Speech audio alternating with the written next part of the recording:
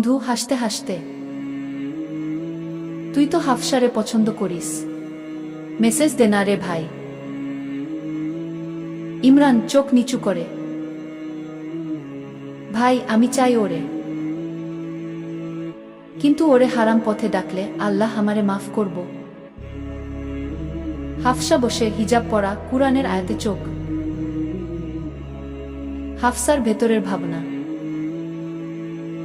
যদি কেউ ভালোবাসে যেন সে আগে আল্লাহরে ভয় করে,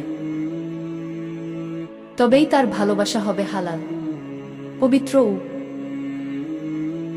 ইমরান আস্তে, হে আল্লাহ, যদিও আমার হালাল হয় তাহলে তারে আমার করো, আর যদি না হয় আমার মন থেকে মুছে দাও। বন্ধুরা হাসে, তুই কিছুই করলি না, তুই বোকা। ইমরান হালকা হাসি দিয়ে, আমি জানি, তারে আমি কোনোদিন মেসেজ দেই নাই, কারণ ও আমার না, ও আল্লাহর বান্ধবী গো।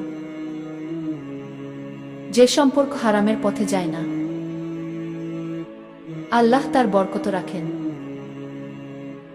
সময় লাগে কিন্তু দেখা হয় হালালেই গো।